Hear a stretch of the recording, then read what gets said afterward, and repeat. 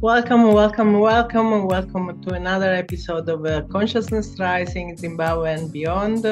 Your host today is Antonella Bargione, and today with me I've got the pleasure to have Ngoni Murove.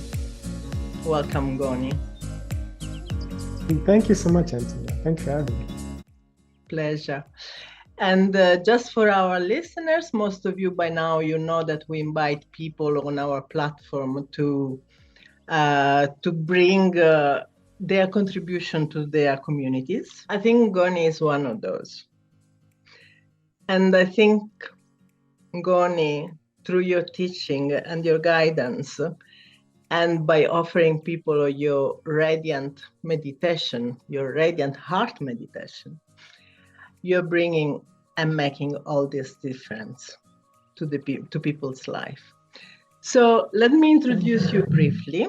So, Ngoni, I already said, and I repeat it again, you're a teacher and a guide, and you help people to awaken to their inner light. And you support them through the 4 stages of the awakening journey. Ngoni, I leave it to you, and let's hear what is this awakening journey in these 4 stages. Thank you. Yes, I really enjoy teaching and sharing, and sharing especially the things that I've learned and picked up from my own journey. And I guess the first thing that people always ask or curious about is, what is awakening, right? What is this thing that people keep calling awakening? What does it even mean? For me, awakening is this process of actually becoming more myself. And being less of the patterns that have been like imposed on me, on us, right, since we're growing up in society and all these expectations and things like that. And what happens is they start to cover us up, cover our true essence up, and we kind of bend our shapes to conform to that. And this has been happening for generations, right? And a lot of us kind of we're like born into the system, and we just have to carry this weight. But at some point, you start to realize that something isn't quite right. All right. Maybe you bend too far over to accommodate people, and you start to realize that this just isn't me. This doesn't fit.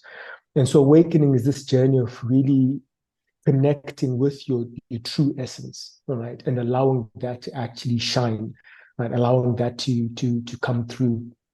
So it's a really simple process, but the idea is our true essence, right, our deepest selves is able, and not just actually able to access, but is filled with joy and peace and freedom all the time, right? We don't need to go hunting for it. It's in us, right?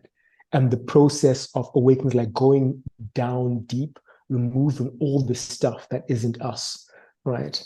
And as we find our true essence within us, that starts to shine out more. So that's what we're talking, like awakening your inner light. That's what we're talking about when it's awakening, right? Is that light that's inside you, right? That light that's in your heart, and allowing it to start to shine more brightly within your life, and then to affect your life, right? To affect the things that happen in your life, to affect the people in your life, right? To actually bring joy as well and peace and freedom into more people. And for me, the more people that do that, like if I do that and one other person does that, and like another, the more of us that do that, naturally the world will become a better place. We don't need to go hunting for some of these things. All we need to do is just be more of our true selves, our inner essence, and things will come right. So that's beautifully said, but how? Because to say it's one thing. How? So that's true.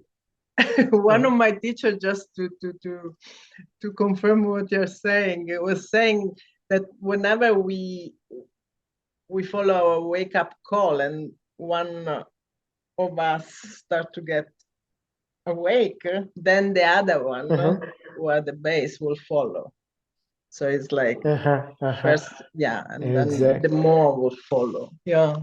So So it's a great question, and that actually brings us to this idea of the 4 stages of the awakening process, right?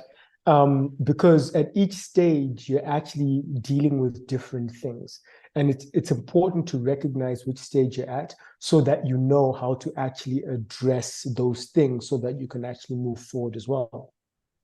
So the way that I see the 4 stages is the first stage is the wounded heart. And I'll go into them a little bit more detail, but I'll just kind of give the 4 stages right now. The first stage is the wounded heart. Mm-hmm. The second stage is the wandering heart. Right. Okay. The third stage is the light seeker. And then the fourth stage is the light bearer. Now, in the first stage, in the wounded heart stage, what the experience in this stage is an experience of pain.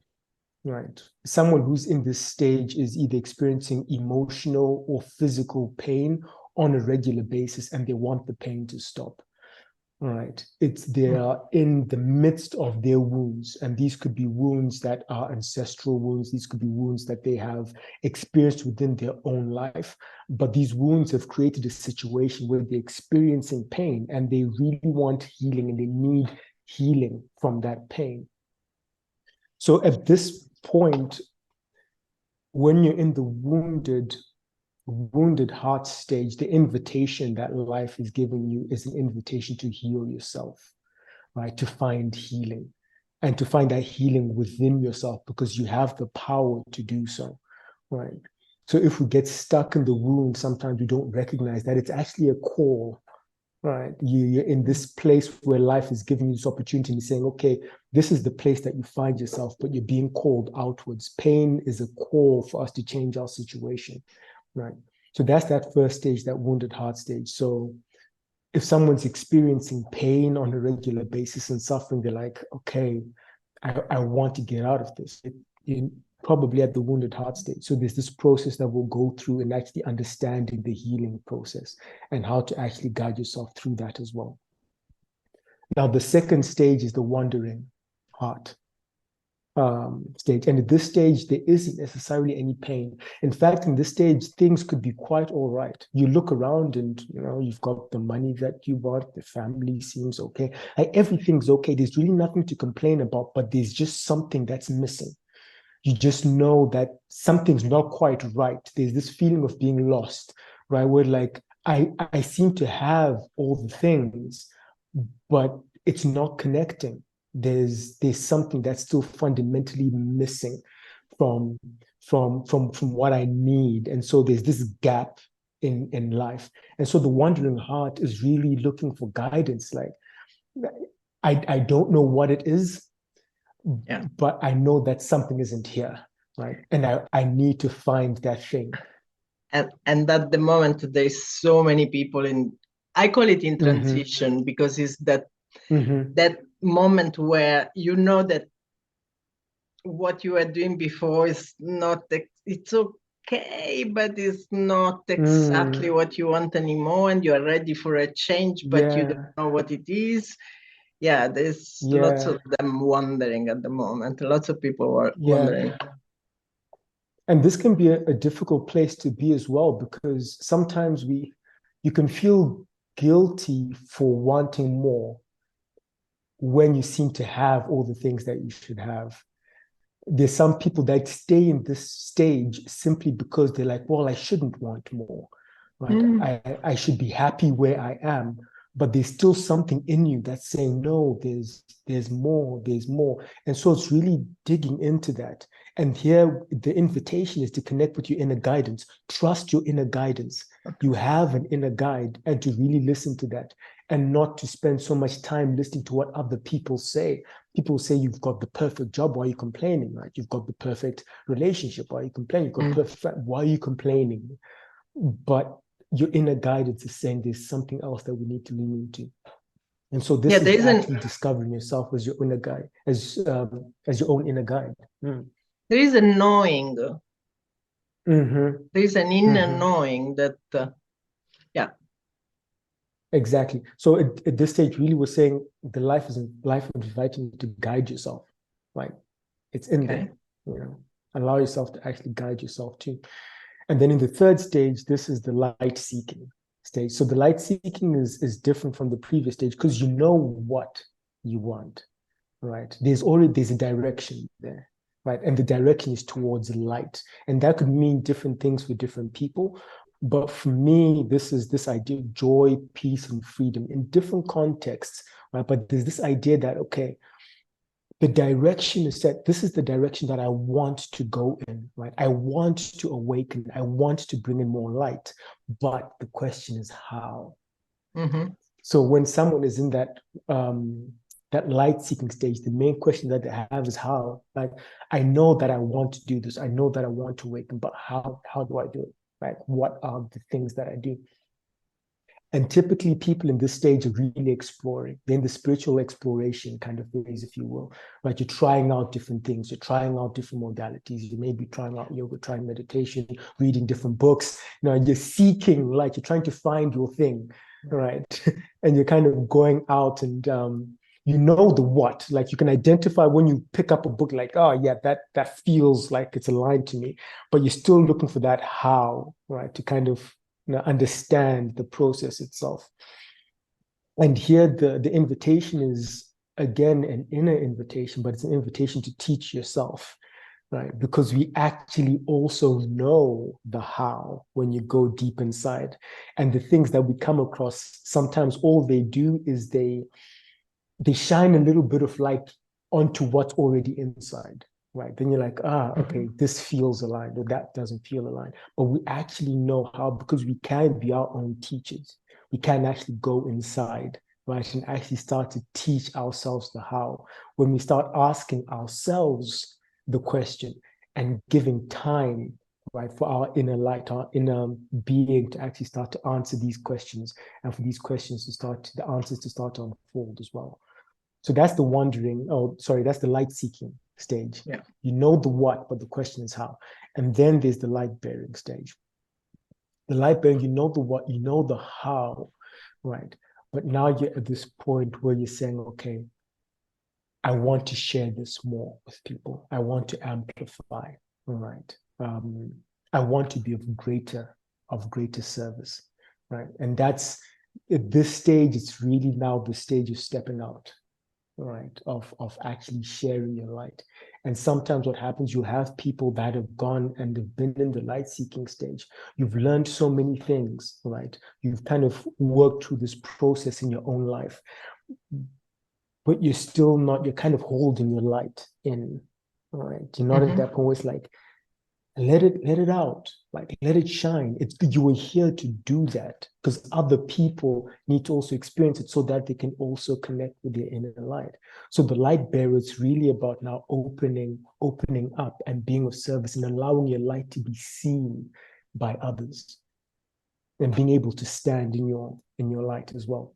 So those are the 4 stages, and at each stage we approach it differently because if you're at the wounded heart stage, it's not necessarily beneficial if you try to be then at, let's say, the light seeking stage, because that's not what you need at that point, right? What you need, right, is to actually heal yourself and to really be grounded in this self-healing and stabilizing, because that's an important thing. You won't be able to hold yourself, right, stably at, let's say, the light bearer stage if you haven't learned how to heal yourself, right, on a regular basis. So those kind of, that's the concept, to be where you are, understand where the process that you are, and then actually be there and apply the right approach there. And so what I do, and you notice everything that I'm talking about is going inwards, right? For me, the light is in the journey. The awakening journey is not an outward journey; it's an inward journey, right? And the core of it is with the heart. And so my focus with Radiant Heart is to help people connect with their hearts on a regular basis, right? That allows them to then navigate this awakening process, because the heart will always give you what it is that you need at any particular point within the process that you're in. And this is a literal connecting, sitting with your heart. And I call it heart meditation. You literally sit with your heart, right? Feeling your heart, connecting with it, and allowing that light, that frequency, that tone, that's you, right, to actually start to permeate your being and to shift, right, your mind, to shift your body so that you become more aligned with your essence. Okay. I I call the heart the master transformer because actually without the help of the heart, I mean, talking a moment here about energy centers, so we've got our lower energy centers, which have to do with our tribes, our relationship one-on-one, our relationship to self. And then we've got the spiritual centers, and people generally, they love to be in the spiritual centers, but you can't if you haven't healed the first three, like what you were saying before. And the bridge is the heart where all this healing really can work out. I mean, can be happening. So with the wounded, in the first stage of the wounded heart, healing from pain and again, how do people get out from that why me to make the step of, okay, this is an opportunity for me to really look at my life and what hasn't worked or what needs attention? What could you suggest there for people so to? the first thing is to really understand the nature of wounds, right? And what that is and what it means. A wound is not you, right? What happens is oftentimes people in this stage identify with the wound, and so the wound becomes you. And it's not something that you can let go of because you've identified with it, right? I am this, I am that. And so there's a part of you that's paradoxically holding on to the pain because you've identified so closely with it. Now, it can be really difficult to let go of that because your identity is wrapped up in it. And when you try to work with it on the mental level with thoughts, the thoughts just reinforce it, right? The thoughts then, all this, why me? Why is this happening? What's going on? These are all thoughts, right? That the mind is working and laying on. But, and cultivate the wound mentality. Sorry. Yes, you're right. But like a mentality, exactly. It's a mentality. It's literally a mental perspective that you're holding. But what we need to understand is the wound is in the body. And when the wound is in the body, it shapes the mind. So it shapes the perspective, right? So the mindset is just a reflection of what's being held in the body.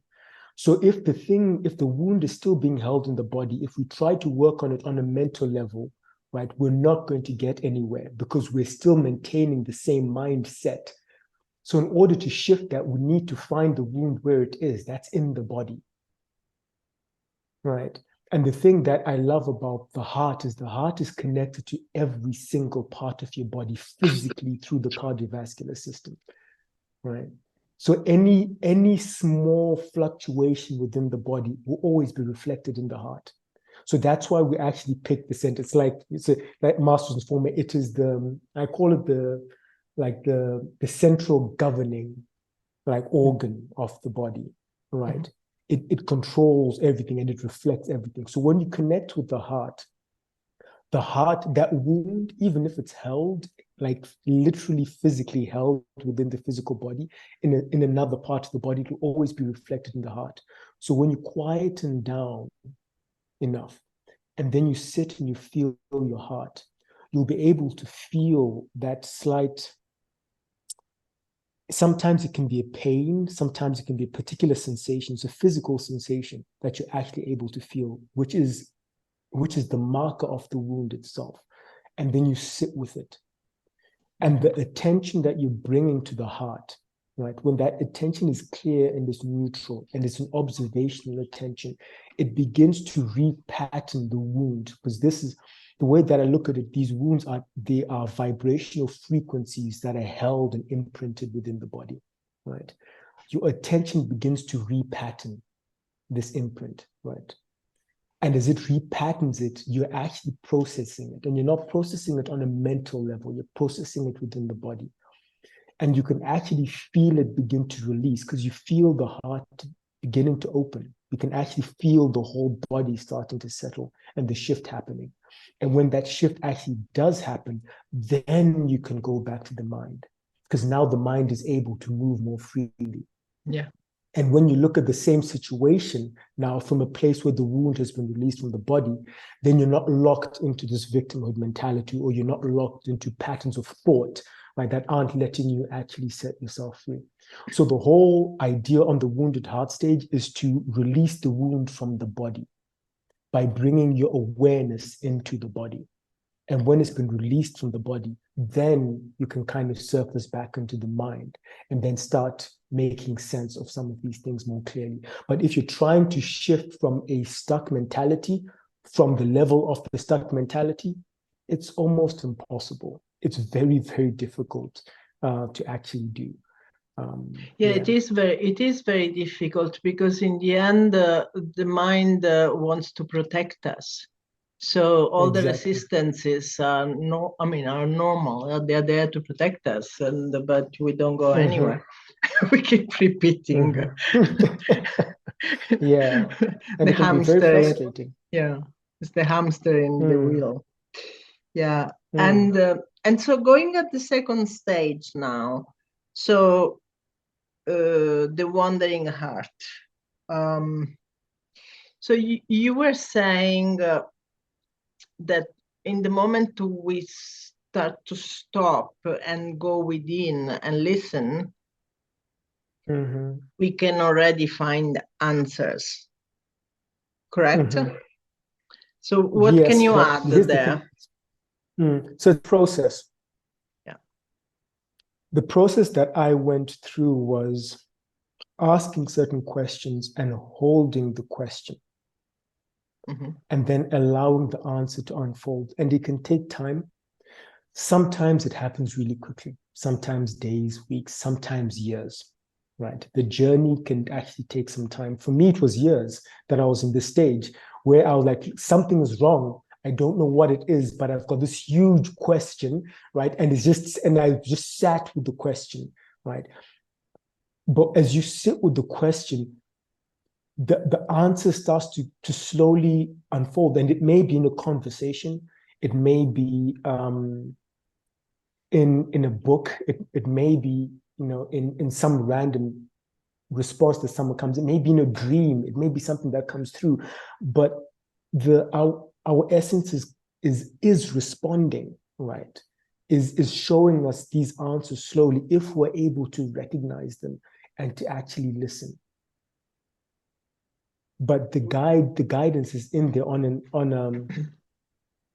a deep level. So one of the things that I sometimes encourage people to do in this stage, and this is something that I've done as well, is write down the question, right? Whatever it is, the question that you have in your life, take a book, right, with nothing in it. So a new notepad, right? And on the top of one of the pages, write the question and then close it and leave it. Completely leave it, right? And see how life slowly unfolds to give you the answer to this. I've done this myself, and it's so strange sometimes. It could be something as strange as I'm going to I'm on the internet, then an advert, right, refers to the very thing that I was curious about, right? And I'm like, oh, this is interesting. It can feel like a random thing, but these are the answers that are slowly kind of coming to you. All you need to do is open your eyes, right? Be aware, right? That life, like the surroundings, have the ability to communicate back at you. So listen. So at this stage, really just listen. Put the question out there and listen and wait for it to actually arise. And so one of the things as well that you can do at this stage is when putting the heart meditation, you're just sitting with the heart, ask the question, Don't answer it. And here's the hard part. Do not try to answer it with your mind, right? Mm-hmm. Sit with it. Because when the answer comes, it's got a particular quality. It comes like a realization. It's almost like something pops into your mind and you're like, of course, there it is. That's what it is. You don't kind of have to think about it. You can feel like within the body that your body's saying this is the correct answer to this particular thing. So it kind of rises up to the surface and it's confirmed by your body that yes, this is correct. Again, you just know it. Mm-hmm. You just know it. Yeah. It's a knowing. And so when you start to identify that feeling, and so this is the whole point of this wandering heart process and knowing that you can guide yourself. You start to identify that feeling. You start to know what the knowing feels like, so that when situations come into your life, you can identify it more clearly. Like the knowing comes through and you're like, okay, well, I know within my body that this is the right direction, or I know within my body that this is probably not the right way for me, or I don't have clarity here. But it's really connecting with that inner guidance system and identifying the signals that it sends. And that also means that your intuition gets refined. I mean, it refines. Exactly. And that you trust. And it's a process of refining the intuition. And trusting the process as well. Exactly. And trusting yourself, trusting that inner guidance, right? Because that's a process. When you're like, I trust, yes, this came to, and I trust it. And then you're more able to move according to it because you've built up the trust from experience. Level 3, the light seeker. Mm-hmm. We are seeking all over the places, and let's just go a bit deeper there. So at this stage, you're really trying to understand the how. And the interesting thing about this is there's so many hows. I mean, there are almost as many hows as there are people, right? In terms of the methods that one can take, right? But there are certain principles though. And at this particular stage, in the seeking of the how, I think the most important thing is to understand the principles. Sometimes people can call these energetic laws or spiritual laws, or these are the foundational aspects of this reality, how things actually move, how energy shifts, and really internalizing that understanding. Now, people work through these though in different ways. People learn in a lot of different ways. Some may be very visual, so they lean more towards the visual side of things, when visual meditations, visual art, things like that. Some people are auditory, some people are more kind of conceptual in their thinking. So there'll be different people that express this how in different ways, and we tend to then resonate with them in various ways. But at the end of the day, the most important thing is for us to discover our how. Right. Yeah. Right. Our personal how. Right. And it's great. Like you can learn things from listening to different people, and there's some amazing traditions out there. But really, at the end of the day, we want to kind of go and say, okay, how am I going to do it? Because you have a very specific and unique set of experiences in your life, a specific, unique mindset that you bring that gives a unique how. And so it's about really discovering that. So in this particular place, what I try to do is to teach some of these principles in a way that is as simple and accessible as possible, and with as little traditional kind of overlays as I can manage, right? There are wonderful, beautiful traditions all over the world, right? But I want to try and find like the essence, the thing that brings them together. And this is where a lot of, in some way, this is actually where my journey also, not to say started, but the question that was in my mind for the longest period. I've been in that like light seeking phase for quite a while. So there are a lot of things that came to the surface for me. And when I went into the light bearing phase and I was starting to share these with people, I started to realize that yes, I can share the how, but some people aren't there. Even if I share the how, it's not going to be beneficial because what they need now is not the how. they need to find the healing from the wounds, right? Or they need to learn that inner guidance within, right? And then like later on, we can start sharing some of these fundamental principles within reality. And for me, it's tonal, it's about vibrational frequencies. You can call them very many things, right? People call it energy, you can call it spirit, you can call it, quantum fluctuation. You can choose a term for it. But at the end of the day, it's about how these vibrations work and how energy moves from place to place, right? And then there are many ways that someone can then start to discover so many different modalities that you can start to work with when you have that fundamental understanding, whether you're using the imagery or you're using your body or you're using, energy healing techniques, Reiki, many different ways you can apply it, right? But the fundamental principles are essentially the same. So within this stage, generally what I try to do is to teach the principles of light and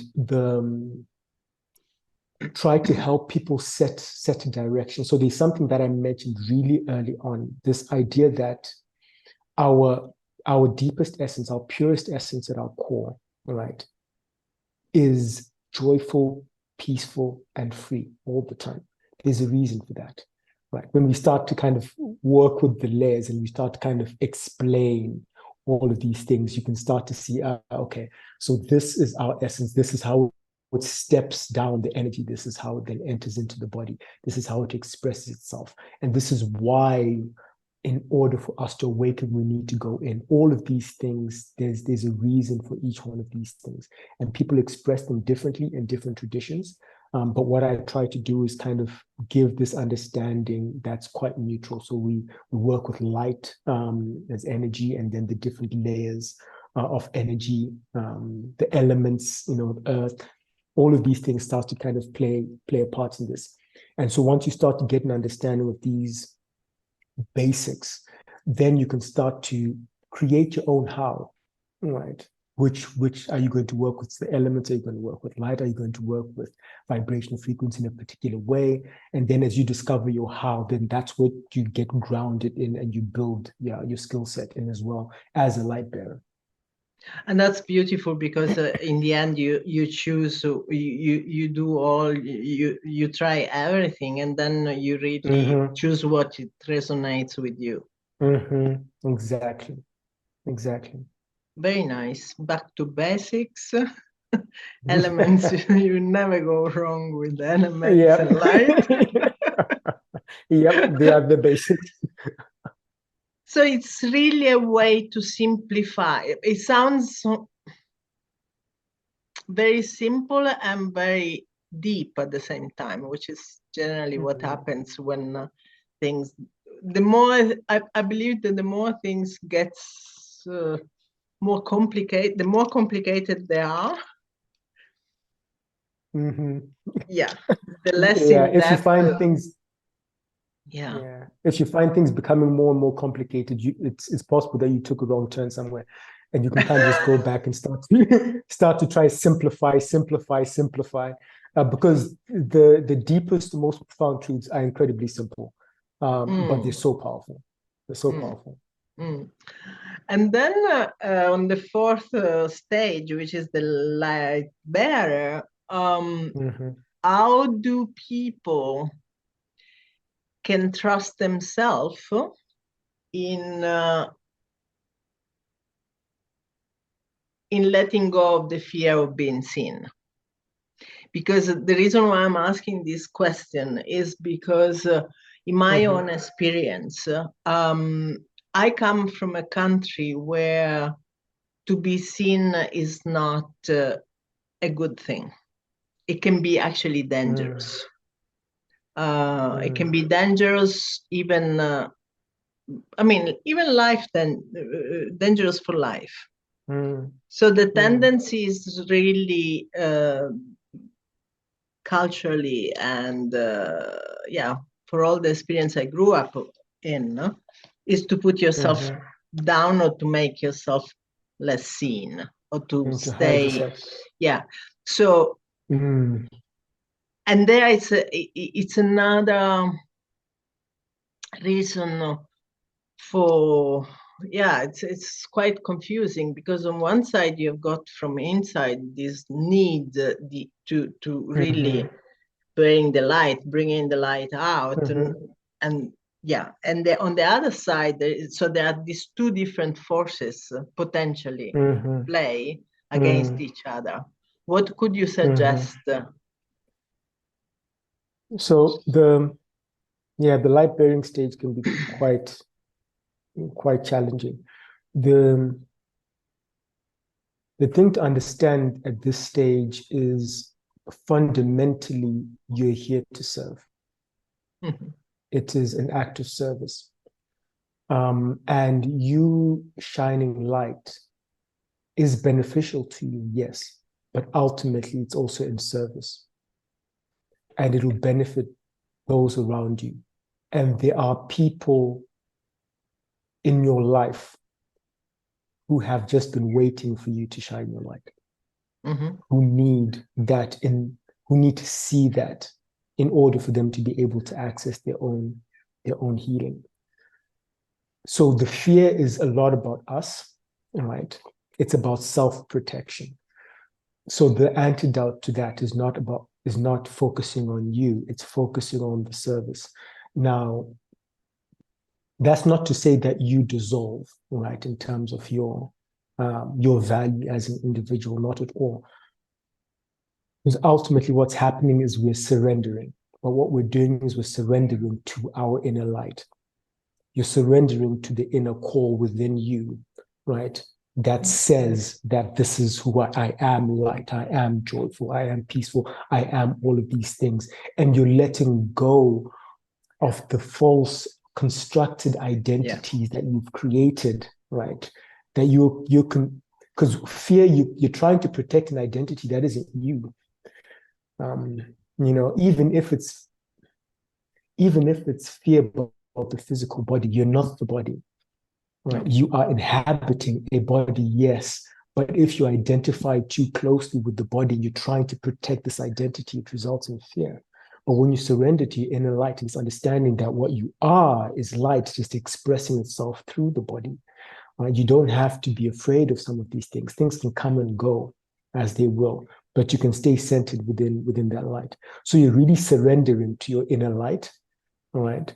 And allowing that light to start to shine. And it's a process as well of deepening your devotion to your inner light. Because what you'll find is there'll be more circumstances that come that say, nope, step away from the light, right? But you have to choose each time to be like, nope, I'm going to go deeper, right? And the resistance will come, and then you choose, I'm going to go deeper. And that's devotion, right? Saying, no, I'm going to follow my light. I'm going to let my light shine. I'm going to let my light shine. And you get stronger the more you go through that process as well. Yeah. It's always been like that. Whenever I say it out loud to the universe, I'm going to do that, I'm going to show my light, I'm going to, whatever it is, then the universe is coming to you and say, are you really, really sure? Let's see how you're going to deal with this experience.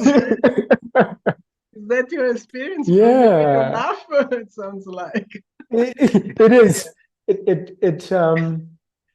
It definitely is. And it can be scary if you don't know the process, because it's a letting go process. Yeah. Because the more you hold on, the harder it gets. So you just have to understand that what's happening here is you're being called to let go. So someone comes and let go of it. It isn't you. Don't worry, let go. You'll still be around. So you just have to understand the process of moving through this. Otherwise, it can be quite difficult if you don't understand. Challenging. I wanted to ask you. I wanted to ask another question. As I am a very visual person, if we look at this process of the 4 stages, do you see in space? Do you see it as a spiral, meaning or do you see it as a closed circle, or whichever way? Because if I see it as a spiral, it reminds me that I've done all my awakening stages, and maybe I'm at phase in my life, like we were saying, that we need to go deeper. And so more wounds or another layer of the wounds will come out, and therefore the other 4 stages. So that there is more work to do. And in my experience, if you would agree on this visual, it's like that the more you do, the faster it becomes, and the faster and the deeper it becomes. I don't know if that is in your experience or... Definitely. And the way that I see it is it's a spiral upward. Okay. You're going this way, right? And I kind of like to use that upward approach, because you are progressing. With each time around the spiral, you are moving forward. So it's not just a loop where you're going around in circles. There is progress, and that's happening. But what's happening is, as you go through that place, right, where you start with the wound, right, and then you find healing in the wound, and then you find guidance, right, inner guidance and inner teaching, and then that surrender. It opens up another layer, right, of wounds that maybe you hadn't been aware of. And these are more subtle, right? They may not be the big wounds that you started dealing with, right? But they're more subtle wounds. You could even get to a point where the wound that you're dealing with is ancestral wounds, right? Or societal wounds that are still expressing themselves within your body. But these are still wounds that we're progressively going through this, this process of healing through. But each time you go through the process, you understand it more. So this process of healing yourself, because now you have the tools. Once you've gone through, once you know, okay, this is how I heal myself, right? And then guiding yourself, right? And then teaching yourself, and then surrendering, right? And we keep going at it, and you're getting better at it as you go through each time as well. And the wounds are getting lighter. The guidance is becoming sharper and clearer and more subtle. Whereas before it was these huge kind of changes in life. Maybe now they're really small things like, oh, why don't you talk to that person, have a conversation with them, right? Oh, why don't you stay at home? The guidance can become a lot more subtle, but you're still kind of going in and zeroing in onto that guidance. So yeah, definitely it is a spiral, but you're moving forward. It's like this kind of upward spiral as you rise closer and closer to light, and shining more light as well on each turn through. And also, it seems to me that it depends on your different areas of your life, that you can be at different stages at the same time. So I don't know, in your relationship, you can be on a seeking level. I don't know if that would apply, or in your workplace, you would be at the wounded heart or whatever. I don't know if that makes sense or not. What tends to happen is it does make sense. What tends to happen is we allow certain amount of light into different parts of our lives for various reasons.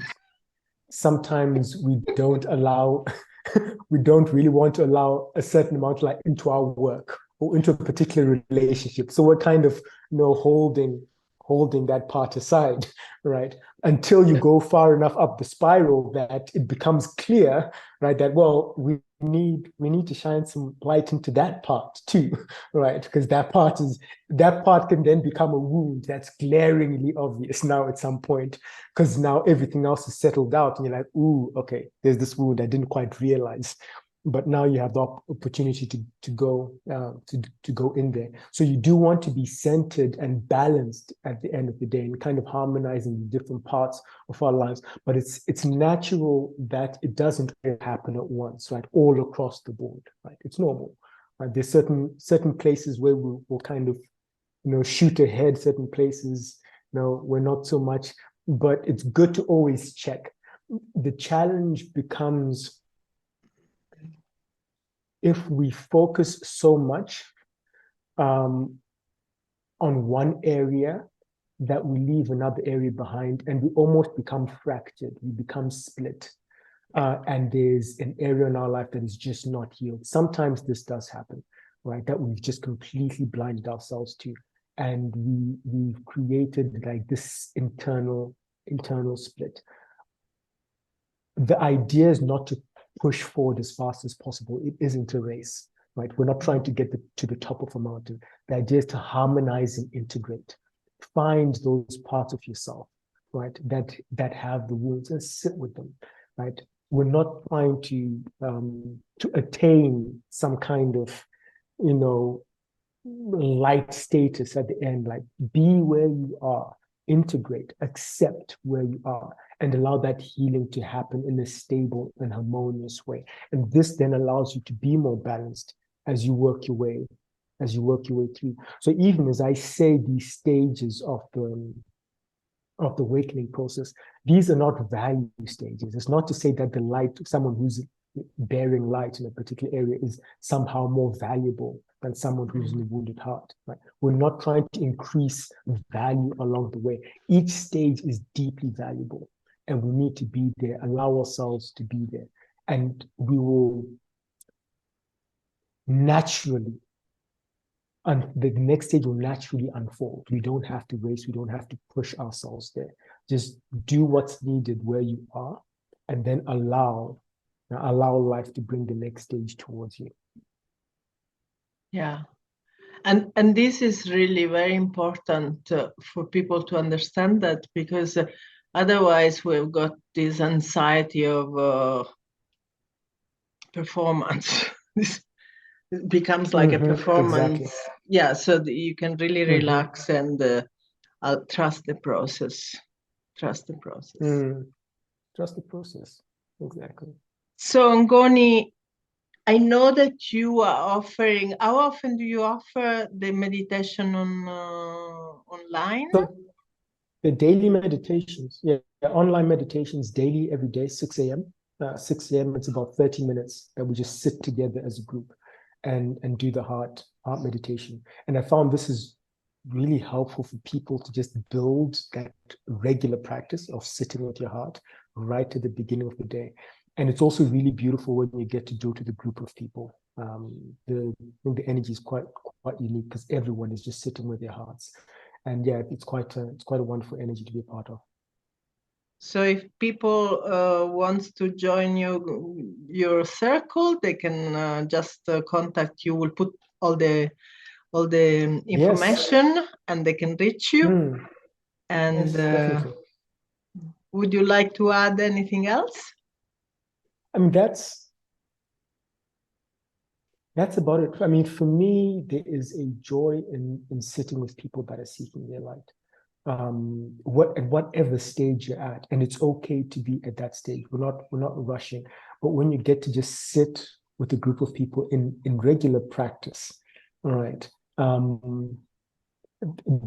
that for me is deeply nourishing. I really appreciate the time that people take to do that. And then one thing to mention as well is on Wednesday evenings we have a heart gathering where everyone comes together and we share the experiences that are coming up in life as well. And we have this opportunity to sit with ourselves, to sit in the body and allow these patterns, these wounds that we've held on to also be released. And it's just a safe sharing space where people can just kind of open up and progressively, slowly allow your light to shine more as well. So that all of that, the whole goal of that is to just create a space where people can navigate through, right, their own awakening journey. Wherever it is that you're at, there are people that will be there that are also at the same stage or different stages, but you can all be there together and share experiences and support one another. I can feel the passion while you're talking about it. Yeah, I am passionate about it. So, Ngoni, thank you very much for today. I enjoyed very much our conversation, and I hope that the listener will come to you and enjoy it too. Thank you so much. I really appreciate the time that you've taken as well, the invitation and the time and finding out more about the work that I do. I love sharing it, as you can see. So thank you so much for inviting me. Pleasure. And also the last thing, you did another conversation. You had another conversation in the past with Tanya, and it was on time traveling and alternate realities. So for those of you who want to know more about that, you can go and look in our video history on the channel. And please, if you like the conversation, share it and let other people know that we are here so that we can all grow together. Thank you very much once again. Until the next. Bye.